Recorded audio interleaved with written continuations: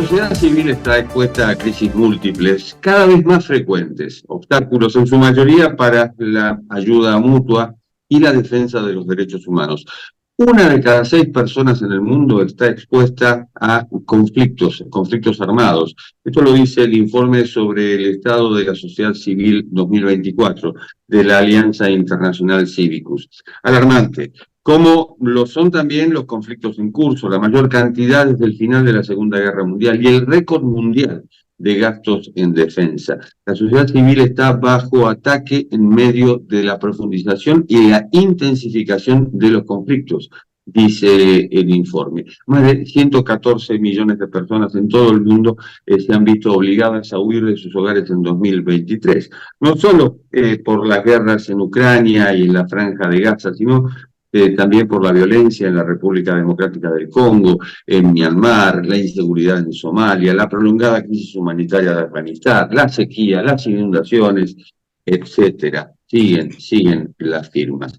El informe ha sido preparado por Inés Pousadela junto con otros editores. Inés es doctora en ciencia política con una maestría en sociología económica, especialista senior en investigación de Civicus, consejera académica de CADAL y profesora de la Universidad ORT de Uruguay. Frente a este panorama, Inés, la sociedad civil está trabajando para defender la democracia y mantener dentro de lo que cabe a líderes responsables. En un año electoral como este, en el cual casi la mitad de la población del mundo va a las urnas. Sí, hola Jorge, muchísimas gracias, es un gusto estar con ustedes hoy. Efectivamente, acabamos de lanzar el informe de este año, 2024, sobre el estado de la sociedad civil. Es el número 13 que sacamos en los últimos 13 años, es decir, que venimos rastreando la acción de la sociedad civil en una serie de terrenos, ¿no? Desde la lucha por la democracia, las luchas por la inclusión, ¿no? Los derechos de las mujeres, los derechos de las personas LGBT, la reacción frente a conflictos y crisis, incluso en el terreno internacional, las demandas de reforma del sistema de gobernanza global, ¿no? Entonces venimos viendo el trabajo que hace la sociedad civil en todo el mundo, en contraste con este estado tan calamitoso del mundo que estabas describiendo. Nuestro principal mensaje es, bueno, las cosas serían mucho peores de lo que son sin la acción de la sociedad civil. El trabajo que la sociedad civil está haciendo vale la pena y es lo que nos separa del caos, básicamente. Y en el terreno de la democracia, efectivamente, bueno, este año el capítulo de democracia de este informe es el más denso ya, y es solamente un preanuncio de lo que se viene, ¿no? Porque, como decís, este año 2024 va a ser el año, en toda la historia, desde que existe la democracia, el año en el que más cantidad de personas en todo el mundo van a ir a las urnas, o podrían ir si quisieran a las urnas, y en muchos casos en situaciones donde las elecciones no van a ser libres y competitivas. Así que ya tenemos en el informe 2023, o sea, que recorre el año 2023, una serie de tendencias sobre el estado de la democracia y sobre el trabajo de la sociedad civil en relación con la democracia, que son un poco un preanuncio de lo que vendrá. ¿Cuál es el antídoto de la sociedad civil frente a la acumulación de poder dentro de la democracia, con elecciones que son, en algunos casos, apenas un trámite?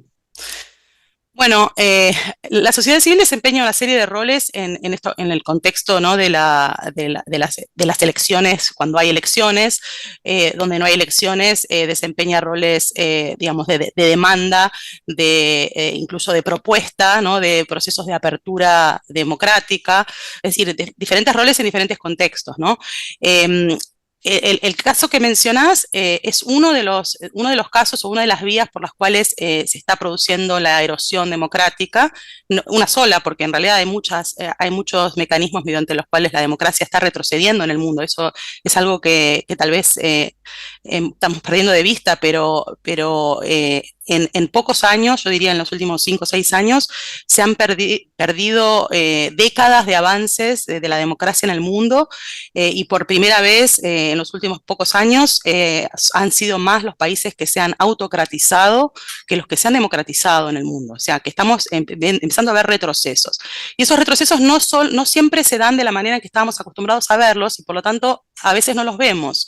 Hubo una época en la que la forma típica de perder la democracia era muy abrupta, ¿no? Y era muy visible, era muy evidente, porque era a través de golpes de Estado militares y bueno, sí, salían los tanques a las calles y se acababa la democracia de un día para el otro. Ahora en muchas partes del mundo la democracia está siendo erosionada desde adentro, ¿no? Por los propios líderes electos democráticamente y son procesos mucho más lentos, mucho más insidiosos y de repente no los vemos mientras están ocurriendo y solamente nos damos cuenta cuando la democracia ya es cosa del pasado, ¿no? Sigue habiendo golpes de Estado y este año esa tendencia de los golpes de Estado y de la nueva normalización del régimen militar la estamos viendo en algunas partes del mundo y es muy preocupante, ¿no? En el caso de África Occidental y Central, se ha conformado ya con los últimos 2 países que tuvieron golpes de Estado en 2023, que fueron Níger y Gabón. Tenemos un cinturón de golpes de Estado que atraviesa África de una costa a la otra costa, ¿no? O sea, es una tendencia preocupante. Se volvió a normalizar el gobierno militar. Pero en otras partes del mundo, sobre todo en América Latina, estamos viendo procesos de erosión democrática, ¿no? Y son procesos que en algunos casos son bien complicados de encarar para la sociedad civil. Un problema que tiene la sociedad civil y el caso paradigmático en este momento es el de El Salvador, es el de los líderes autoritarios que son muy populares. Cuando un líder autoritario es extremadamente popular, es un problema para la sociedad civil, porque la mayoría erigió ese líder, lo eligió en elecciones libres, digamos, relativamente competitivas, con un campo muy inclinado, porque eso es parte de lo que hacen estos líderes, ¿no? O sea, las elecciones, no se puede dudar de que en El Salvador el grueso de la ciudadanía está muy conforme con ese gobierno y lo acaba de votar. Ahora, votó un candidato que no tenía que ser candidato en primer lugar porque tenía prohibida la reelección, pero lo que hizo fue a partir de la acumulación de poder que obtuvo desde que logró una supermayoría legislativa y ocupar los cargos judiciales, digamos, nombrar jueces afines, es que se reinterpretara la Constitución de manera tal que, aunque es explícita que prohíbe la reelección, en realidad, según los jueces de la Corte Suprema actual, permite la reelección. Y así con, digamos, todo el campo de juego muy inclinado en favor del gobierno. Entonces, pero es indudable que es, como dice el mismo Bukele, el dictador más cool del mundo y uno de los más populares. Él se llama dictador en chiste a sí mismo, yo creo que ya no es tan un chiste, pero eso es un enorme problema para la sociedad civil. Es mucho más fácil luchar contra líderes autoritarios impopulares y generar movilización popular contra esos líderes que enfrentar en esa posición de minoría a líderes autoritarios electos democráticamente, con legitimidad democrática y muy populares. Así que eso es un problema para la sociedad civil que vamos a empezar a ver cada vez más de acá para adelante. Frente al modelo Bukele, que se ha caracterizado justamente por la lucha contra las pandillas, por esas imágenes atroces de las cárceles de El Salvador, ¿encontrás alguna diferencia en el modelo? No te digo en las políticas, en el modelo. ¿Encontrás alguna diferencia con Maduro en Venezuela y con Daniel Ortega en Nicaragua? Porque al fin y al cabo también se han apoderado de los 3 poderes. Bueno, sí, por empezar, en los casos de Nicaragua y Venezuela, no cabe duda de que la democracia es cosa del pasado. O sea, esos son regímenes autoritarios, ¿no? Que además han desmantelado por completo a la sociedad civil. En el proceso de autocratización transformaron a la sociedad civil en un páramo, o sea, no ha quedado prácticamente nada. Especialmente en Nicaragua en un proceso mucho más largo, más lento, pero también en Venezuela, ¿no? Esos son regímenes autoritarios. Las elecciones ya no son verdaderas elecciones. En el caso de El Salvador, yo diría que estamos ante lo que los diferentes índices de democracia califican como regímenes híbridos, ¿no? En un proceso muy rápido de autocratización, pero todavía donde las elecciones tienen un contenido, o sea, donde efectivamente los votos, digamos, los candidatos opositores pueden presentarse. Lo que pasa que, a ver, en un contexto de propaganda digamos, de una competencia tan desigual, eh, eh, Bukele no necesitaba prohibir las candidaturas opositoras. Nadie sabía quiénes eran los candidatos opositores. En las encuestas ni aparecían, la gente no conocía sus nombres. Pero efectivamente la gente lo votó a Bukele y los votos se cuentan en El Salvador. O sea, hay otros países donde las elecciones son sellos de goma, donde los votos directamente, digamos, los candidatos no pueden ser candidatos, los votos no se cuentan. Entonces, bueno, ahí lo que tendríamos que preguntarnos es por qué vivimos en un mundo en el cual los regímenes autocráticos sienten que tienen que realizar elecciones, pero las elecciones no cumplen el rol de elegir a quienes van a gobernarnos. O sea, las elecciones cumplen un rol, digamos, de dar un barniz de legitimidad interna, pero también internacional, sobre todo, a regímenes que son autoritarios. Y eso, en realidad, en cierto modo, es parte del triunfo del estándar democrático, ¿no? Hoy por hoy, como horizonte de legitimidad, la democracia es a lo que aspiran todos los países del mundo. Se legitiman a sí mismos. Pero en este contexto y en este siglo XXI, el informe habla de teorías y discursos de odio. Y Mm. también habla de la inteligencia artificial. Bueno, ¿cómo impacta esto en la sociedad civil? Bueno, a ver, hay un par de cosas diferentes, ¿no? Una cosa es el tema de los discursos de odio y digamos, la instrumentalización de algunos, del prejuicio, por ejemplo, por parte de líderes autoritarios. En general, no siempre, pero en general se trata de esta tendencia, sobre todo cuando miramos a Europa, ¿no? Del populismo de derecha que busca chivos expiatorios, ¿no? Para la situación a veces difícil que vive la gente en estos países. Entonces, encuentra en quién echar la culpa. Por ejemplo, generalmente se trata de los migrantes, ¿no? Que, bueno, o quitan el trabajo a los nativos, o son vagos y viven de los servicios sociales, lo cual es un absurdo, porque o quitan el trabajo o son vagos y viven de la seguridad social.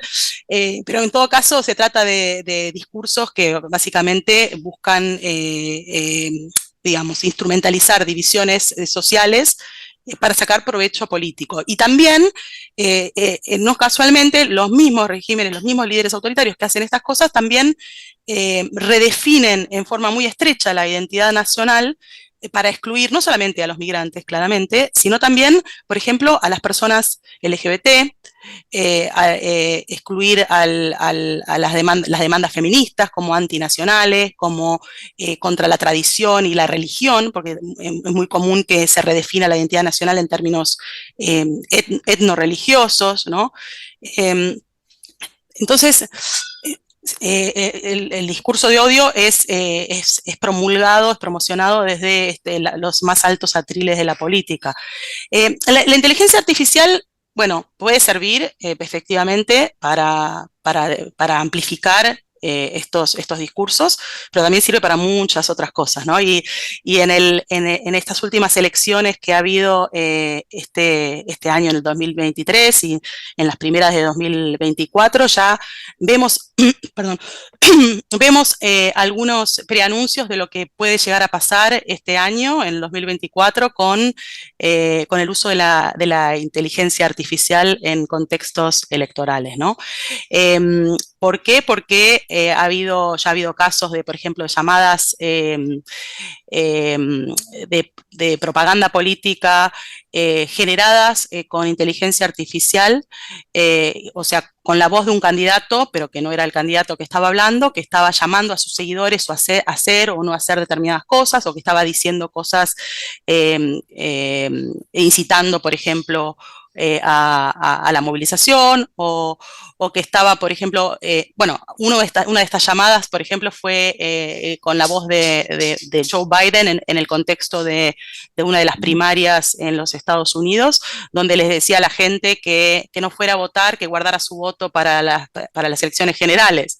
Y obviamente no era Joe Biden, pero en otros países, por ejemplo, ha habido casos de falsos audios donde aparece un candidato opositor aparentemente negociando un fraude con un funcionario judicial, ¿no? Y no son esas personas las que hablan, pero de repente eso puede inclinar una elección para un lado o para el otro.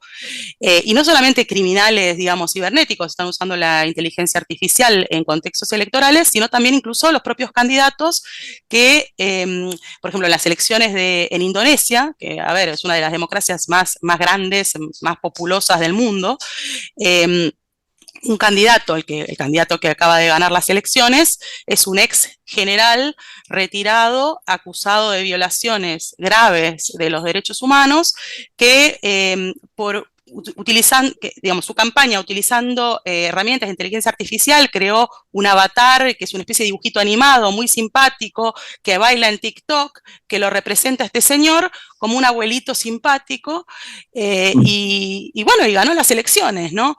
Y después tenemos, qué sé yo, en India, por ejemplo, se usa también hologramas y figuras fabricadas con inteligencia artificial de héroes nacionales, de próceres muertos, que hablan en favor de ciertos candidatos y se los lleva a los actos políticos. O sea, vamos a empezar a ver cosas muy extrañas, pero con un gran potencial para modificar los resultados de las elecciones. En algunos casos, digamos, es evidente, nadie piensa que ese avatar es el candidato, pero tiene un efecto de manipulación. En otros casos, digamos, directamente para generar fraude y engaño, ¿no? Haciéndole creer a la gente que el candidato le está mandando un mensaje, por ejemplo, que es falso. O sea, es bastante preocupante. Todo un desafío, sobre todo para este año súper electoral. Inés, ha sido muy amable. Muchísimas gracias. No, gracias a vos, Jorge. Un gusto. Y esto ha sido Cuarto de Hora, el programa de Cadal TV, que se retransmite por Canal E de Buenos Aires. Nos reencontramos en la próxima.